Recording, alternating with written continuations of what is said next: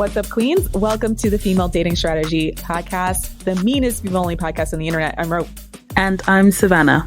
And Lilith is out again this week, but we have a guest here, Professor Jana Mathews from Rollins College, author of the book, The Benefits of Friends Inside the Complicated World of Today's Sororities and Fraternities. And I have to say, how I found you was I was reading a Slate article about the unequal gender ratios of parties at fraternities. And as a person who wasn't in a sorority, but went to a lot of fraternity parties, like it never clicked together that that's what was happening. So like when I read that, I was like, oh, that's why there was always like a bunch of women there and like no men. And there was a discussion in this article about the changing demographics of campus because as we've said here, a lot of men are just not going to school. They're not in education, employment, or training. So the gender ratios of campus have started to get really, really skewed. So like just kind of researching you and actually looking through your book, I was like, oh, this is actually research on what's happening on campus with sororities and fraternities and how that's changing the gender dynamics. And it was really, really fascinating because there's a lot of like dynamics that if you're not inside of that world, you may not know about because like clearly they very closely guard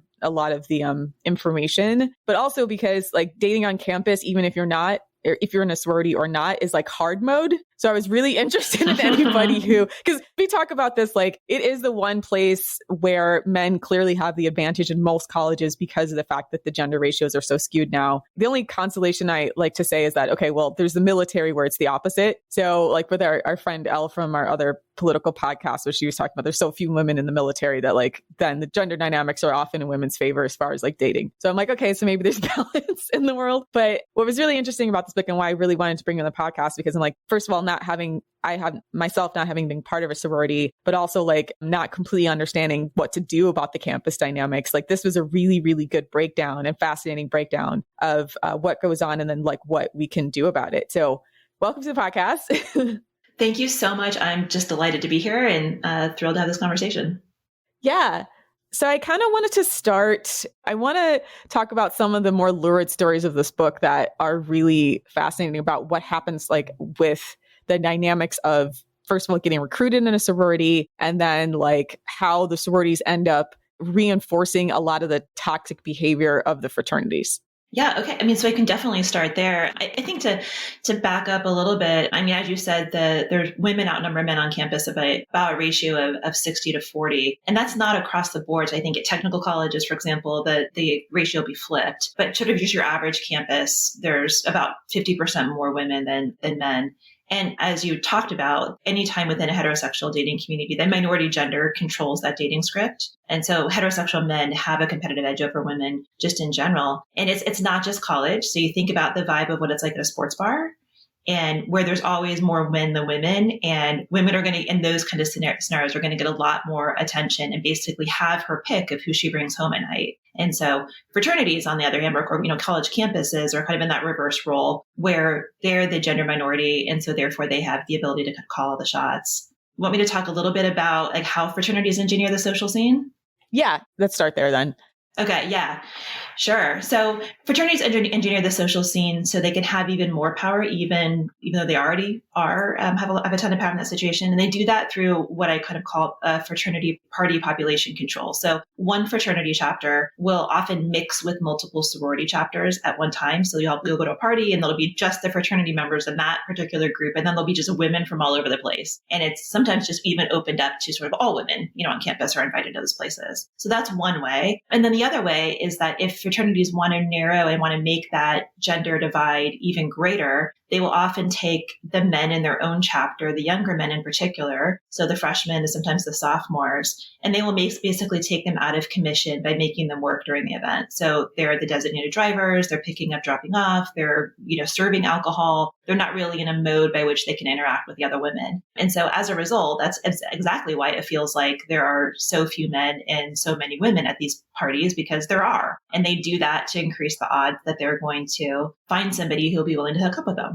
Yeah, I didn't realize to the extent that they were actively socially engineering that. In hindsight, it just seems so obvious, right? But I just, for whatever reason, because I wasn't plugged into the fraternity sorority system, like I would just kind of go to the parties when I would hear them advertise. It didn't occur to me that they were deliberately trying to skew that ratio. So like hearing that as like a concrete thing now makes sense to me. Like, oh, okay. it was always set up for them to have the strategic advantage. And as ourselves being a strategy focused podcast, I love that that's being highlighted in like your book, because for people who don't know, who are somewhat outsiders like myself, know that when you're going to the fraternity that they are deliberately trying to engineer the ratio so that that the women are in the majority enough to guarantee that their frat bros will be able to hook up with somebody. Yeah, absolutely. It's 100% strategic. And even the research that I did, and I had the opportunity, I served as a fraternity advisor on my campus. So I worked with we call like a high tier chapter. So one of the most desirable chapters on campus. And so I worked with them for several years and went to all of their events and kind of observed them. But then I also visited dozens of campuses around the country and also talked with people from over 50 different universities to try to make sure that like what I was seeing on my campus wasn't just unique to the culture of my college, but was reflective, and heard multiple times and saw in many instances that it was absolutely strategic, right? To the point where they will say, we need to get more women here. The ratio isn't great enough. And so then they would send out texts, or they would have the women who are in attendance say, you need to get your friends here. And so leave and don't come back until you bring X number of other friends with you. So besides just the ratio, how else are fraternities engineering the sexual scene to guarantee their hookups? Like there's a few points in the book that I'll point out, but I'll allow you to take the floor first. Sure. I think the other way that they do it is just structurally. So on any campus, there will always be more fraternity chapters in relationship to sorority chapters. So they're on, a given campus. There's one that won't say the name, but there are 7 sorority chapters, and then there's like 18 or 19 fraternity chapters. And so each sorority chapter, the way that sororities work is that they try to spread out the number of members fairly evenly. So each sorority chapter will have roughly the same number of women. And then the fraternity chapters, on the other hand, there is no rule or regulation. So you could have a fraternity chapter that has 5 or 6 members, and then you could have one that has 100. And so what that really means is, again, like if you have a fraternity chapter that is mixing with a sorority or multiple sororities, you're always going to have more women than men just by virtue of how that system's set up. So that's like one kind of big way that they do that. The other way that it's sort of structurally engineered to increase hookup culture is that fraternities, they're allowed to serve alcohol at their fraternity houses. They can have parties there, and sororities are not allowed to. And that's across the board. And the reason has to do with liability. So sorority houses are beautiful and gorgeous. And, you can just sort of look on any town and country or Pinterest board and you can see these pictures of these mansions, and they're stunning. And obviously the organizations that run them and own those houses do not want them trashed. So they have really, really strict rules about who can enter into that space and what events can be housed there. And almost no social events can be housed there. And then they even have extra rules preventing or governing sororities off-campus parties. But off-campus parties, or if you have to rent a space, it's expensive. It requires a lot of planning. There's money involved. And so it's not really a viable option. Fraternity houses are usually a lot grosser. And the reason is because they can have parties there, right? And they don't care. Word. Yeah. Right. And so they have and fraternities have this massive liability insurance clause in there that allows them to take those kinds of risks and invite people into their space. And so as a result, women are really partying, and the social scene on college campuses take place in fraternity houses almost exclusively, or the local campus bars that are attached to fraternity row. And so men control how much alcohol is consumed, who consumes it, where, when you're having a party essentially down the hall from someone's bedroom, the odds are that the party is going to migrate into one of those spaces becomes pretty high. Yeah. And I don't know to the extent that this is true, but I know there was rumors in a lot of different campuses that part of the reason why there weren't as many sorority houses was because of old school brothel laws. But I didn't know if that was true or if that was an urban myth. No, it's not an urban myth in some senses. And that law originated particularly in the South. They kind of rose up at the same time as women were coming to colleges in general, and that women lived in boarding houses. And so because there wasn't any space for them to live on campus, they were barred from living on campus. And so it was sort of basically a anti-feminist, anti-women enactment to try to get women away from college campuses. Most of those rules are sort of highly outdated. Women, sororities do have houses, and that's not an active kind of rule or law. In fact, there are almost an equal number of sorority houses and fraternity houses, at least in the sense that if there's a chapter, then a sorority might have it. We'll have a house, but there just are more fraternity houses. And because there are more fraternity chapters than sorority chapters in anywhere. One of the things I found fascinating too was like the date engineering that also goes on from fraternities. Like I didn't know that there was like specifically them trying to coerce like individual relationships. Yeah, so that's a strategy that I think that sororities use actually, I think, to fight back against this gender ratio disparity. So if you're a sorority member, a heterosexual sorority member, you might think, oh my gosh, like there's really no chance for me because I'm playing the odds. And it's like playing Powerball every time you walk into a fraternity party. And so what sororities have doing is that they form sororal teams. And I kind of call them like Peloton. So in the Tour de France, which is a professional bike race, you've got riders, they ride in packs. And one will lead for a little bit and then they'll drop back to the back and then the next person will take his place. And the reason why they do it is because it's a way of distributing the workload. So the front rider takes the headwind, but only for a short period of time. And so each person kind of gets their chance to get rest and recover and then also lead the team. And so if you are a sorority group or sorority, you have a sorority chapter, the odds are not really great that you're going to kind of fight your way to the top or to the finish line on your own. And so you need help and assistance. And so what they do is they need a peloton, and in French, peloton means platoon. And I really like that kind of militaristic metaphor because that kind of is what they're doing, is going to battle. And so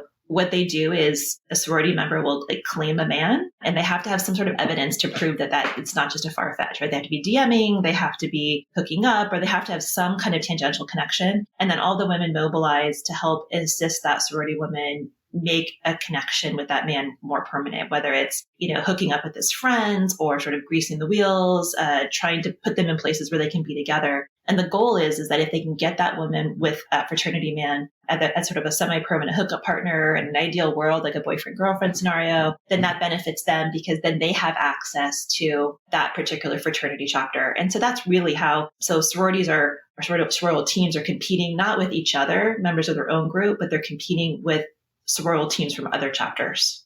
So it's like they're all engaged in this competition to see who can get their most members like accepted by the fraternity.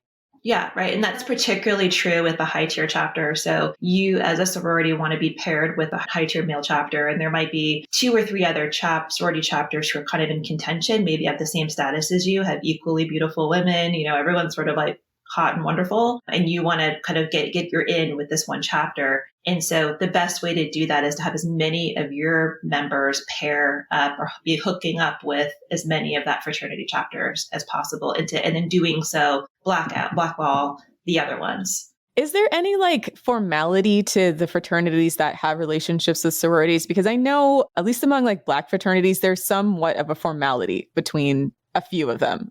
Yeah, Black fraternities and sororities are they're all in this sort of same family, but I would put them in a different category because they were started for completely different reasons. And a lot of them, the bonds that they have are structurally in place from the time of their origin, when they were formed. Like white fraternities and sororities don't have that kind of like sister sorority kind of meet, right? It's not like you've got Chias who are constantly paired with Phi Delts at any, on a national level. It really happens on a local level. And those relationships will rotate in like ebb and flow depending upon who is hooking up with who. And so it is one of the reasons why, like in Greek life, why there's so much tension between sororities, where fraternities don't really care about each other. They're not like going, they might get into little skirmishes, but there's not sort of this animosity towards other chapters usually in the way that sororities do. And that's because they're kind of competing with each other for access to men.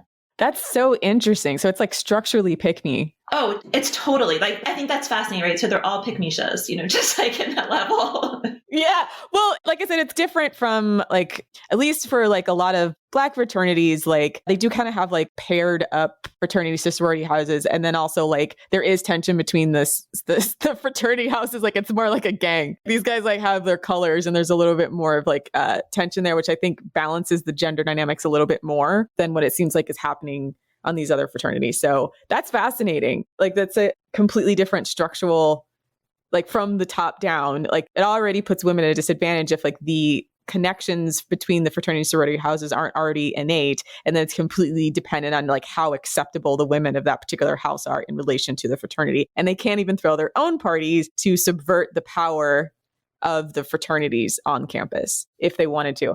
Yeah, I mean, I think that that's, if I could change one thing, it would really be that, because I think that the whole culture of fraternity, white fraternities and sororities, would profoundly change if women could throw their own parties. And that sounds really simple, and I'm not the first to say it, but we don't live in an era where anymore where we need to be invited to go on dates or invited to socialize or sort of be put at the whim of men. But that system is really putting us in an antiquated position where we have to kind of sit around and like the only thing we can do to have a social life is to make yourself attractive to men so that you'll get invited to their parties. And that's just like a screwed up way of kind of raising this generation of women to think that like they have to be passive in their own sort of social and like romantic desire.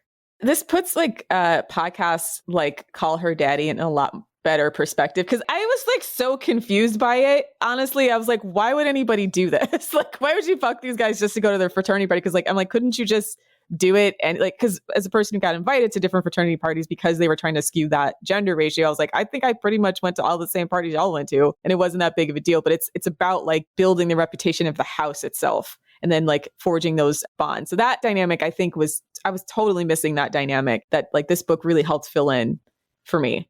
Thank you. I think, and I'm an outsider as well. So I went to an institution where they didn't have fraternities and sororities. It wasn't part of my culture. And then when I became a professor, my college at the time when I started here, there was 50% of the student body was Greek. I mean, other than kind of Elle Woods, I had no idea really what was going on. Yeah. And so I had to kind of do a crash course in figuring out what these people were talking about and what was happening. And so, yeah, I like the benefit of kind of being an inside outsider, to this whole population, but it's totally riveting. It's like a cat show kind of, you just kind of stand back and say like, what is this?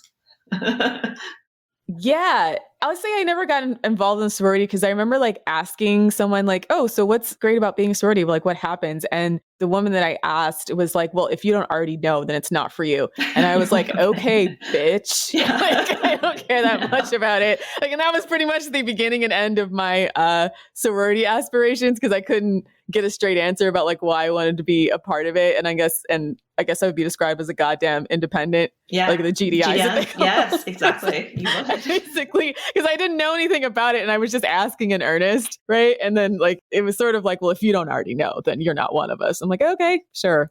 I think it's really interesting is that like fraternities and sororities at the organizational level, and like sort of national level, are really, really aware of recruitment, and that's really their lure into these organizations. And as freshmen, the organizations like all recruit what they call values-based recruitment. So they're recruiting for brotherhood and sisterhood and compassion, like all these kinds of nebulous values that we all adhere to and we all want in a friend group. But 18-year-olds are not motivated by that. Some of them just want people to hang out. They want friends, and that's altruistic. But if you ask the majority of them, you're saying like, what is drawing you to this specific thing, this specific organization or something else? They just say, well, we want to have a social life. And I think that's another bigger kind of structural problem, is that colleges and universities have really relegated the social life of their institutions to fraternities and sororities. So like they hate them, but they need them because they're not willing or able to compete or entertain their own students. Okay, so kind of a side note. So USC recently was trying to get the fraternities to pledge to take sexual assault that was happening in their frat houses and their quote unquote rape culture more seriously. And the fraternities opted to completely disassociate with USC. What do you think about that? Yeah, that's happening more and more. And it's fascinating. There's a difference between like the chapter, which is kind of like the local branch, and then the headquarters, which are run by adults, and it's a business. So these are for-profit institutions. And so the headquarters are really upset with them. They don't want them to disaffiliate because it looks bad for them, because they become rogue. And a lot of these guys will still wear their letters and like act as if and kind of run themselves as if they're a fraternity chapter, but just not have any regulation or oversight. So there's a brand issue. It's the same kind of thing of like a luxury brand. And then you've got counterfeiters. And so counterfeiters like give the real brand like a bad name. So, and then the institution, of course, hates that idea because they like to have some level of pretend control over these organizations. But from the men themselves, they understand the market value of what they're offering, and they have a specific talent or skill or gift and, or like, and the ability to throw parties and to sort of become a social hub. And so they see all the rules being imposed upon them as being extraneous and sort of, they don't need association, they don't need affiliation in order to run. And so that's why they're doing it. And I think it's sort of like I think that the backstory behind that particular case is not that they're just refusing to support measures to control sexual assault and violence. Like that makes them sound horrible. They're pressing back on like the sort of the whole body of rules and regulations, which involves having designated drivers or like recording your event and having it registered in advance. Like there's just like, it's really, really complicated and actually like technical to run a fraternity and sorority on a campus. And so they just feel like it's a bunch of red tape. So that might be like the one kind of the sticking point, but the reality is that they're just irritated in general with having to follow rules. Yeah, I wonder if other campuses do crack down. Like, does it actually affect the prestige of the school? Because I'm wondering if like who's at the advantage there? Is the fraternity at the advantage or is the school at the advantage? So in both of them really run liability issues. We have had that happen many times at Rollins too, where there's a sorority that I happened to be advising had their charter terminated by the national organization. At the time I was advising them, so that was fun. But then the existing members went on and kind of ran an underground organization for several years. And so it's, there's like lots of risk management issues because I think the idea is that if an institution knows that a chapter is running and they don't do anything about it, and something happens at that chapter, like someone's injured or dies or whatever, then they're ultimately responsible for it. So there's that issue. Yeah, I think it's, on some levels, I completely understand from an institutional standpoint, but the case of USC, I think that the point that they happen to make an issue on is a really bad one. But in general, I do understand why chapters want to, sort of say like, this is what am I paying dues for? If I could do all of these things without any oversight, then that seems like if you're 18 or 19 years old, like something that would be really enticing to you. I guess I'm sort of on the university side because it's like, why take the additional liability on? Oh, sure. No, I'm absolutely too. But I think if you put yourself in the shoes of fraternity members, it's entrepreneurial of them to want to branch out, right? Like that's what they're telling. Like you learn how to do something from an organization, you learn how to run a party, you learn how to run an organization effectively. And then you take that idea and you just do your own. And that's kind of how they're thinking about it. So the thing that might backfire on them is that now if it's outside of the jurisdiction of the university, then women, if they are being assaulted, will just go directly to the police, or they should anyways. Like if I would imagine it's not now covered by Title IX. No, it actually is. So I think so if you are a student, no matter where it happens, any student is subject to Title IX regulations. So I guess if like a fraternity member in an unregulated, regardless of where he is, commits sexual assault against a non-university student, then he could be he could be called in, but they can't really do a whole lot, or they couldn't manage that. But if it is a student, if it's a female student who is assaulted by a male student, regardless if that happens at a bar or if that happens, wherever it does, in whatever context, then it is fully subject to Title IX. Yeah, that's true. So speaking of sexual assault, so there's a lot of space dedicated to dynamics of sexual assault, how they've been happening within the context of the fraternity and sorority relationship, and then the fallout. The fallout was really, really depressing and somewhat surprising to me from some of the women who did come forward with things that are very, very clearly rape and very, very clearly sexual assault, things that aren't like, I don't think any reasonable person would hear the details and think this was actually a gray area in any way, shape, or form. But there's a couple of cases in here that you highlighted, and also things like revenge porn, or like women being filmed without their consent, having those types of things shared among other fraternity members. So do you want to maybe start with a few of the stories that you touched on in the book about sexual assaults and then what happened?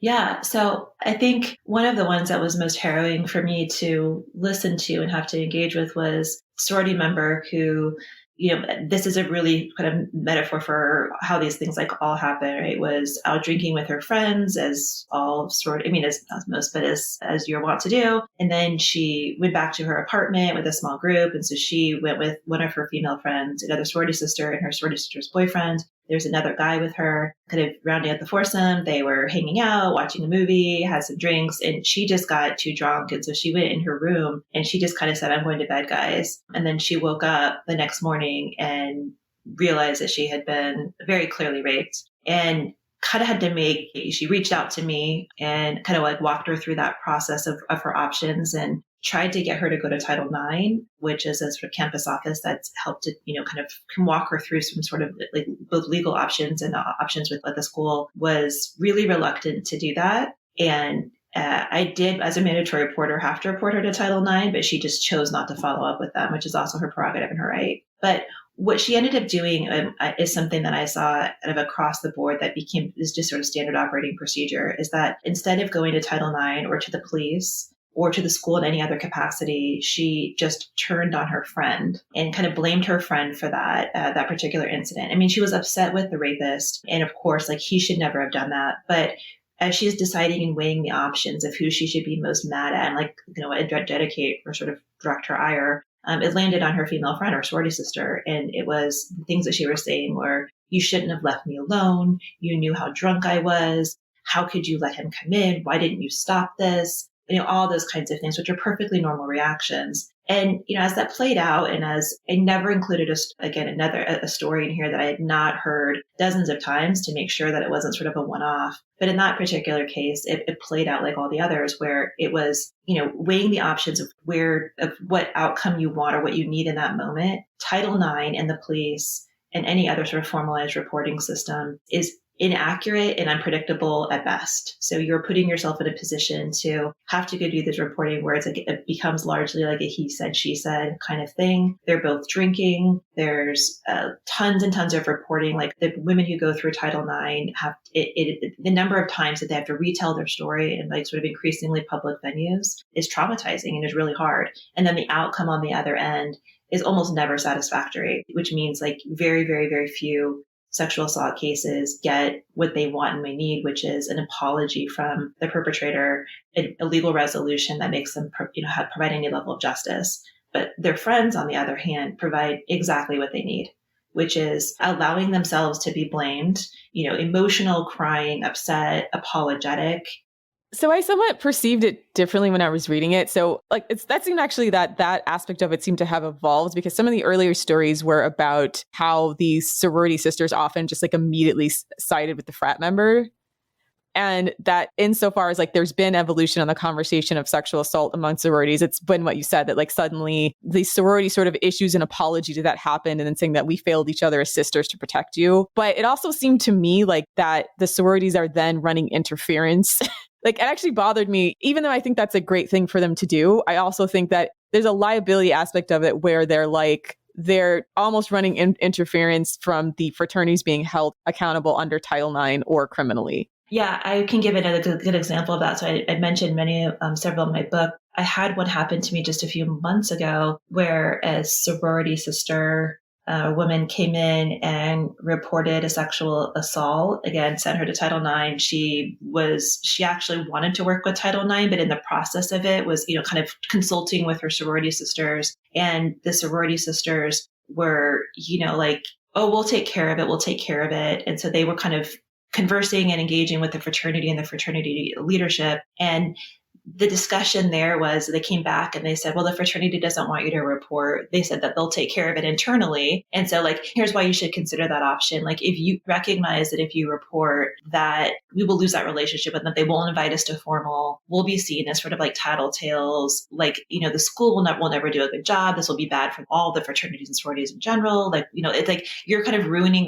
everyone's social life if you report this. And so the resolution on that one is that one had like not a semi-positive, but like the fraternity chapter did suspend, not expel, that fraternity member. And so, right now he's sort of sitting on informal probation, like sort of secret probation. And, I'm sure he'll reemerge in the group. But, in the meantime, I have this woman who's coming to my office all the time who just is sort of emotionally devastated because she's really caught between a rock and a hard place. She'll lose her friends and her social life and his connection to this fraternity, because, some dude decided to push her in the bathroom and like grope her and, do some other things to her against her consent.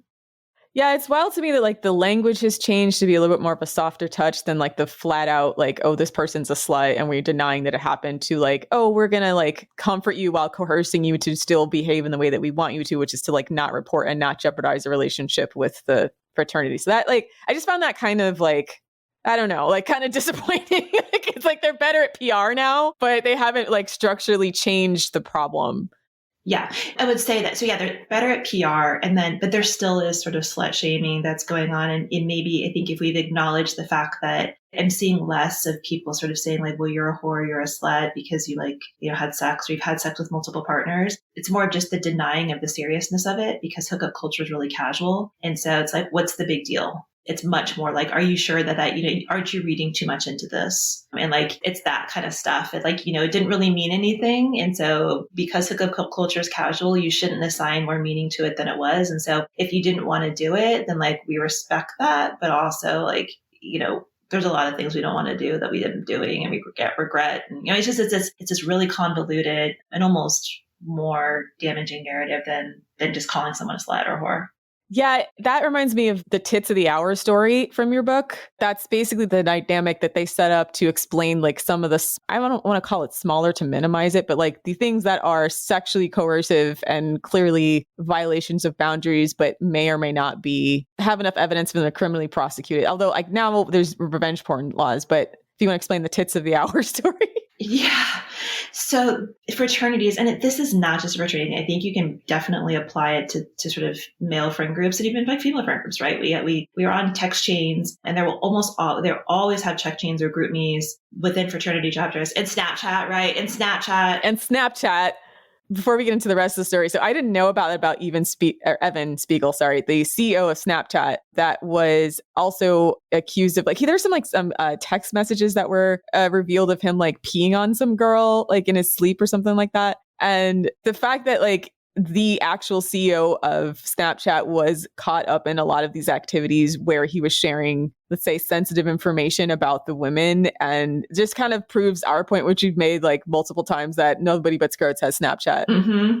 Yeah. So Evan Spiegel was a fraternity member at Stanford when he invented Snapchat, and he kind of really clearly outlines the idea about why he wants to do it. And a huge part, like a motivating factor, was the ability to like circulate and share like unsavory and really offensive messages that would never be able to be traced. And he did that through group texts, with his fraternity brothers. And so if we think about Snapchat as kind of originating from a fraternity house, then it explains exactly what I'm going to tell, right? Which is that Snapchat and that group texts or group me's sort of exist within fraternity chapters for sort of like sharing of explicit materials. And so oftentimes they're exchanging porn that they get from the internet, or sort of, just all sorts of we kind of put it into this category of like frat boy humor. And then along with that are images of and sort of text messages and other kinds of things from personal sort of sexual exploits that they might have had. So these are exchanging photos of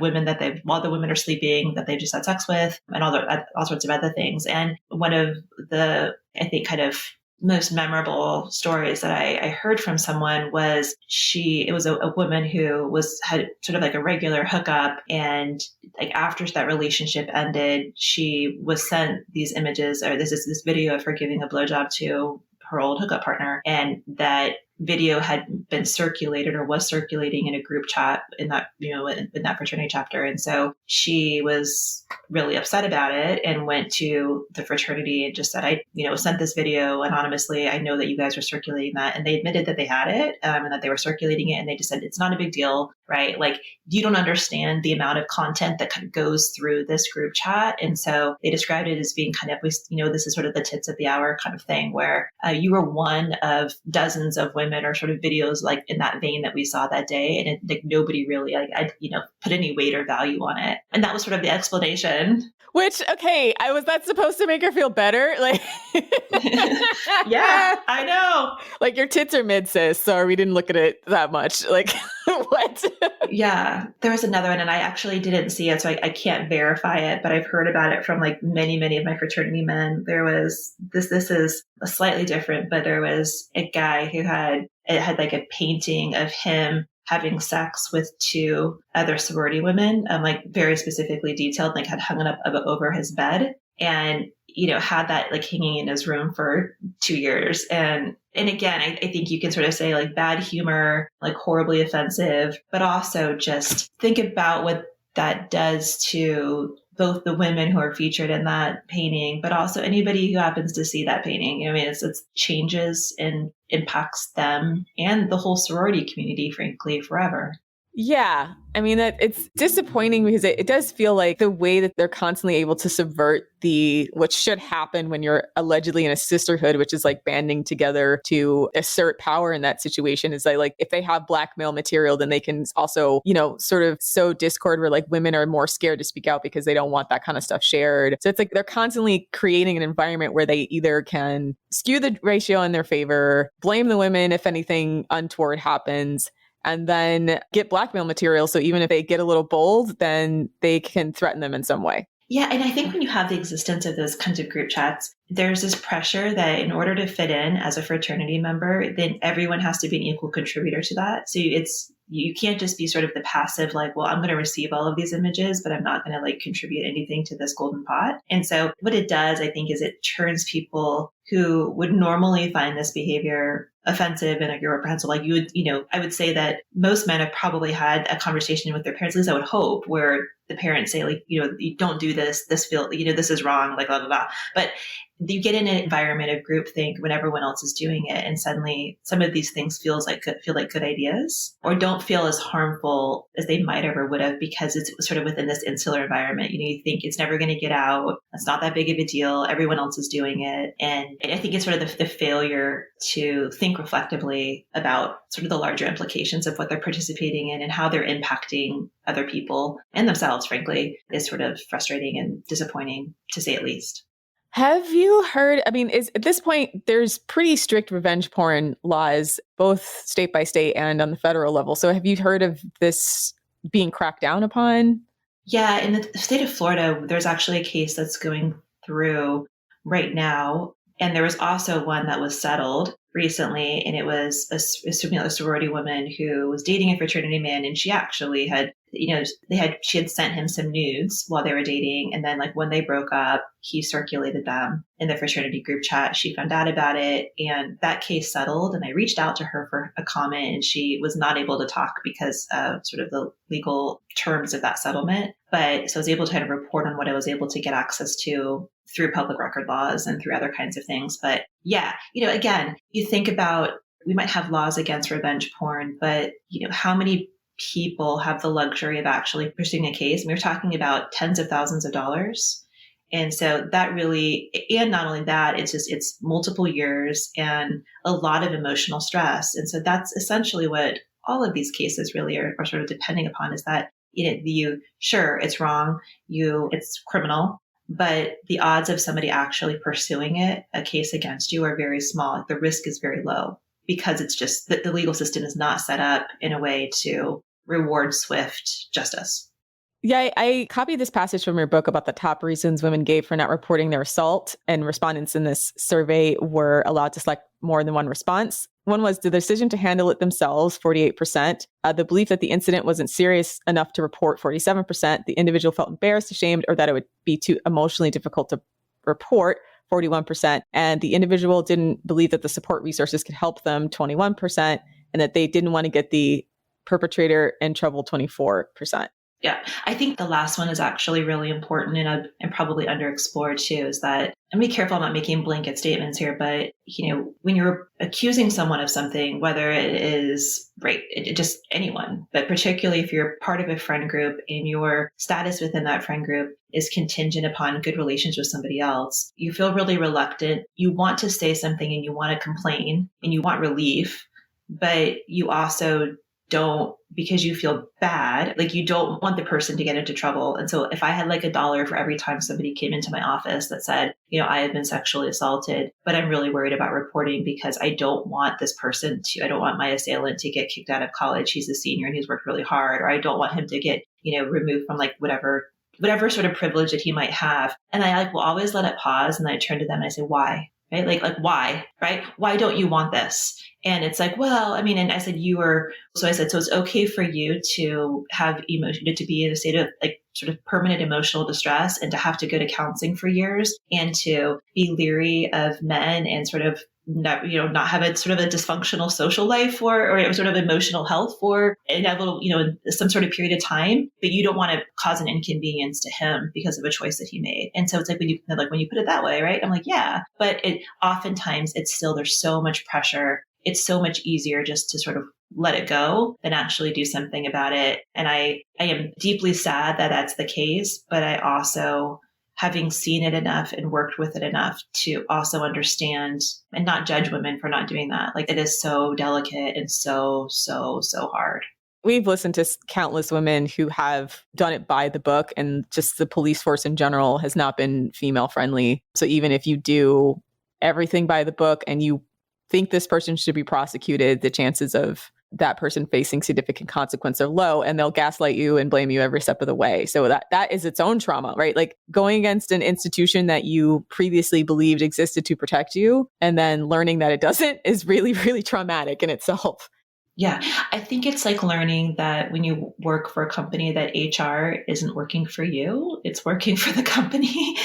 And, and I think that sororities or women just in general have that similar experience with Title IX. And we have a fabulous Title IX office at Rollins, and so this is not a personal critique, but just the way that Title IX is set up currently, it is not helpful to women, female victims.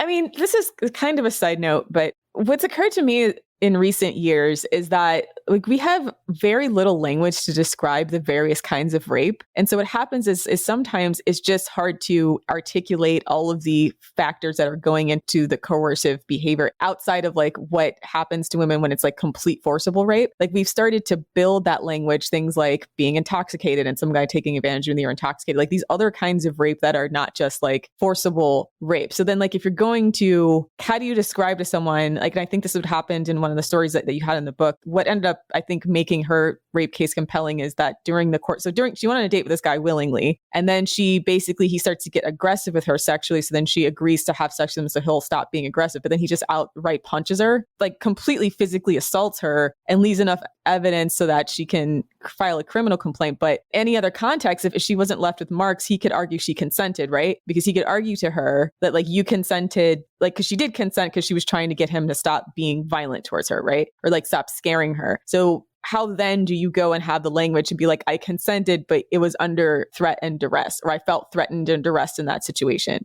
Yeah, I think you're absolutely right. The language of sexual assault is tricky. I mean, Amy Schumer uses the term grape, and I love that term, right? It's because it really is this sort of boundary of or this sort of blurry sense of when we think of rape, we think of mass stranger pulling you into a dark alley. And, we know that is not statistically even close to what ends up happening. And most of it is happening in these sort of nebulous spaces and on the college campus where alcohol is involved. That may start as consensual. That's also the tricky thing. So she did go on a date on him, right? And that's where it also gets tricky, where it's okay, you consented all the way up here, and then now you didn't, but now you have to describe why it was revoked. And that puts the onus on you.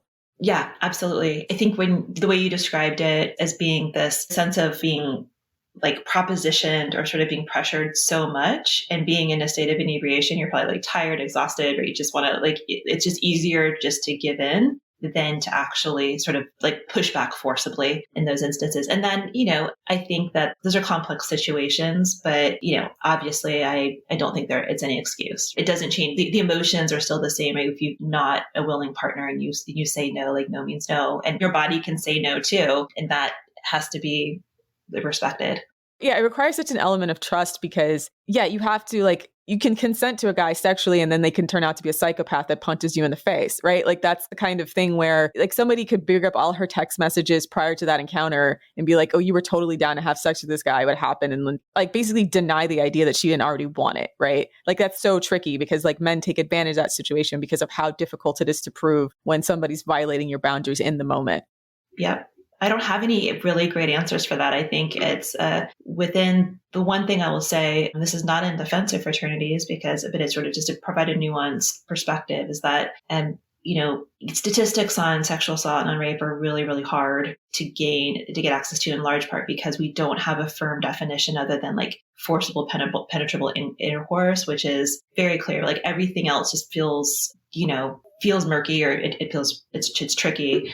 But the more rapes actually don't happen. They don't happen in fraternity houses. They happen in dorms and in residence hall, which doesn't mean that that the relationship or sort of the prelude to that didn't happen or didn't start at a fraternity house. But I think it speaks to the broader problem of and why we're as a culture and as we kind of struggle to really grapple with the full big spectrum of it is that because fraternities in that narrative serve as a really easy scapegoat. Like all of the rapists are sort of concentrated here. And if we could just shut fraternities down, or if we could just turn off those parties, then the rape problem will be solved. And the reality is like, no, actually, right there, we have a broader rape culture that is evolving and moving in and around these things. And so as somebody who's a mandatory reporter, but also as in a position on campus where, I just work a lot with students and I have really strong relationships with them, I will say that it's about 50-50, that comes into my office, right? So I have just as many people who are not associated with fraternities or unaffiliated who are coming in and talking about rape as I do with, sorority and fraternity members. But the stakes here are particularly high. Like sorority women are put in are much less, in my experience, much less likely to report because they're socially bound into that community, where an unaffiliated person, they're just like, fuck that. Like, sorry for my language. Yeah.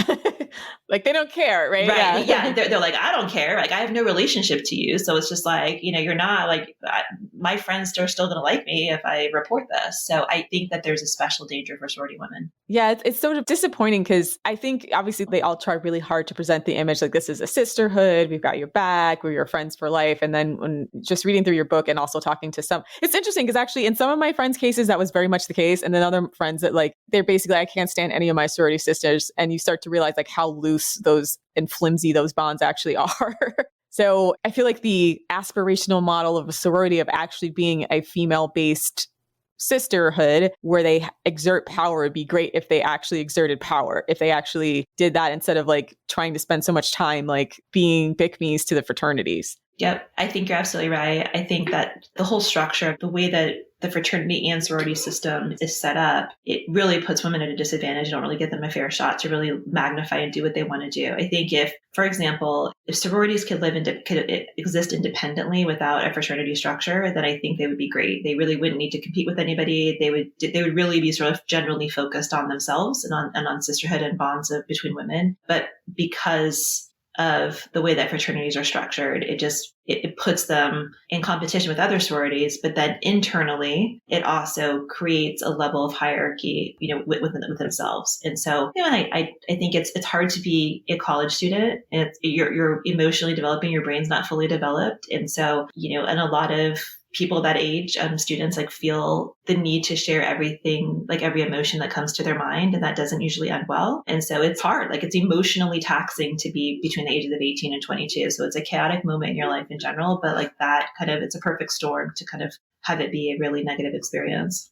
So your suggestion of having sorority houses have the ability to throw parties is one way to subvert the power that the fraternities hold. What other suggestions do you have? Yeah, I mean, it's complex. So I would say that the other suggestion that I would have would be to think about how sororities can expand their dating pool. So yes, thank God. I was going to suggest that at one point, the only men in existence are not the ones in your campus. And I guess it depends on the school because some of them are literally in the middle of nowhere. So I do feel bad for those people, but there's a lot of schools that are smack dab in the middle of a major city or near one, and you don't need you just don't need them. Yeah. There's a couple of cases that are really interesting, and I can't sort of reveal the names, but I talked to a number of people and some schools. There's a public school that is kind of in the middle of nowhere, and that the dating culture, sort of the hookup culture on that campus is very much a sort of a, 60-40 school. And it's really, really, kind of what we've been described as sort of hookup based culture. But then what's ended up happening in that school mostly was sort of self-contained, but then there's a small private liberal arts college it's a male only liberal arts college that's about 45 minutes away. And so about 5 years ago, the women at this public institution discovered this, this male school, right? This all male school. And so they have decided, they actually have sort of structured ways in which they can get over to that campus. And so, right, exactly, right. And so like they like bought a van, and they have designated drivers that like go over, and so they've kind of taken over that campus. And so like they've reduced the sort of surplus that they have. And I also think like social media and online dating sites are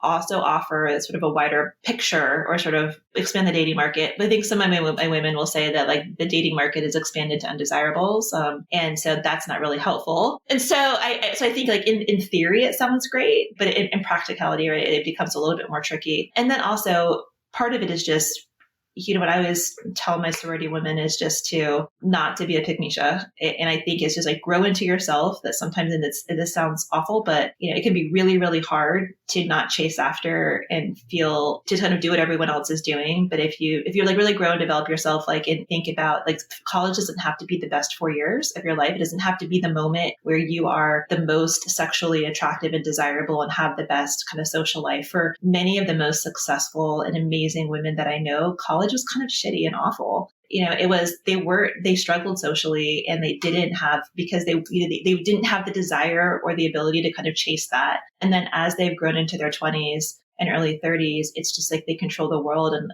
all of the people who, and men in particular, who might not have given them a glance in college, are kind of clamoring over them. And I will point out to them, like, do not be careful about paying attention to those guys, because they blew it in their first shot. But I see that time and time again. And I think that that's also sort of a sad referendum on our culture too. So it's not meant to be encouraging as much as it's also kind of sad that women have to just sort of aren't able to really live in the moment in their 20s, that they have to wait for that delayed sense of being desirable.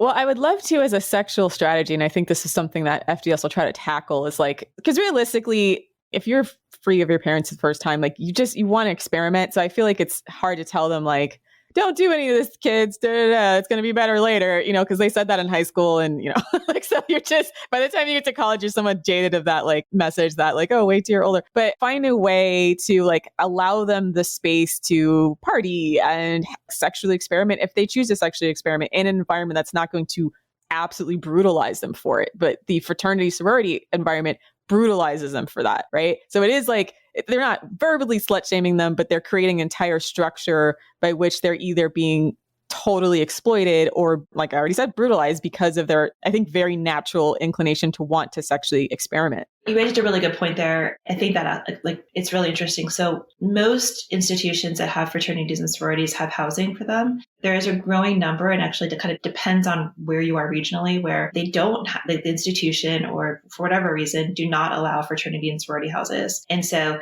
sometimes they'll give fraternities and sororities wings of existing dorms and buildings. That doesn't solve the problem, because you're still kind of clustering them together. But I went to an institution in Georgia that doesn't have fraternity and sorority houses. And there's no opportunity for people to live together. They all have to kind of like, they can live in the dorms, but then most of them, when they become upperclassmen, move off campus and live in just conventional houses or apartment complexes with, a small group of friends. And that's really a sort of place where you see empowerment happen, because, you are a group of sorority women who are living together because you happen to be friends, maybe in a rented house, and you can throw parties there, and you can control the shots. And sort of determine and decide which men you want to involve or, enter into that space or not. And like, I am all for hookup culture. I think it doesn't have to be bad. I don't think it is. Rape and sexual assault don't have to swim in the same water as hookup culture, but it does, unfortunately. And so I am not making an argument for abstinence, but what I am saying is that there are ways in which it is possible at some institutions to kind of carve an alternate space. It's complicated at many institutions, because especially residential campuses where the school will like force you to live on campus for all 4 years, and so like it's the movie theater model, or like a restaurant model, where the restaurant doesn't make its money off of the main course, it's drinks and desserts. And so colleges and universities don't make their money from tuition, they make it from room and board. So that's why they do it. So again, the institution's complicit in this 100%. I love that idea. I mean, I think sororities making movements to be more independent and then creating an environment in which they can pick and choose the men who are involved would absolutely change everything, right? Because like at the end of the day, that's honestly how it should be anyways, because the fraternities are only as powerful as the amount of women they can invite. So if the sororities like band together, decide not to come, or create their own alternative parties where they basically have bouncers to decide which men can get in and out. And this is how it functions in the real world, by the way. Like most bars, like they let women in and then they pick and choose which men are allowed in because they don't want the creeps in there, like, and the broke guys in there not buying drinks and also like creeping out the women so they don't come. So I feel like if they went to like the club model and then gave women a lot more power in that environment, or like if they're, I guess, especially if you're unaffiliated with a sorority, but even then, like some way to like, diversify the pool of men that so that you're not like just desperate to like get these fraternities to accept you. Like, why can't you like sow discord between the fraternities? Like, I don't know. Strategic, my mind is like, let's start shit between the two fraternities. Like, there's so many ways to take back the power that I hope they explore. Yeah. I also think it's really fascinating because like fraternities and sororities, they have a big presence on campus, a big cultural presence, and they have a big social presence. And so, but the numeric presence on campus is usually really small. So my college is an anomaly. We have a disproportionate number of fraternity and sorority members relatively to the other population. But on most campuses, it usually tops out at around 10 to 12% of the student body, which is nothing, right? Nothing. And so again, like they're flashy, they're out there, they wear the same, they have matching outfits. And so you see them. But when you really kind of pull back and say, this is really only like 10% of the people on campus. And so there's like 90% of other people who are unaffiliated and that I could party with. I think that there needs to be a better way to get other people together that are not affiliated. What fraternities and sororities do provide a structure, a place to go, right? A group of people that are pooling money to throw a party. And so it is the sort of desire for more of a club-based model that's accessible to everybody, because if you don't have a fake ID, you can't get into a club, but you can get into a fraternity party. And so that's the limit, right? Is it excludes most of the undergraduate population, and they don't have access to that till they're the middle of their senior year. Well, not formally, but yeah. No, well, not formally, but right. But also I think, like, as I will say, right, sure, there's most students that I know of have fake IDs of varying degrees of quality, and some of them have sort of a stash of them, but it's unreliable. Like when you go to a club and you're underage and you're going with a group of friends, the odds that all of you are going to get in, that all of your IDs are going to work, are very low. And then you have to make a decision. It's unpredictable. So you're going to go out, you can't really guarantee that all of you are going to get into every place you go to. So it's why would you risk that? I worked as a bottle girl, and like I was actually shocked to the extent that the bouncers at the different clubs I worked, a lot of them like are practically like forensic scientists. They don't even look. Yeah, like they see so many IDs that they can spot it pretty well. It's interesting. No, it's a game that we were playing with, China, essentially, about the bouncers in China, like who can produce the best fake ID and, to be able to detect it. So I get it. Yeah. All right. So this was a fascinating conversation. Thanks so much for coming. Thank you for having me. It was delightful, and I love your podcast. And I'm glad I got to use my favorite word, pick Misha, at least once during this. Yeah.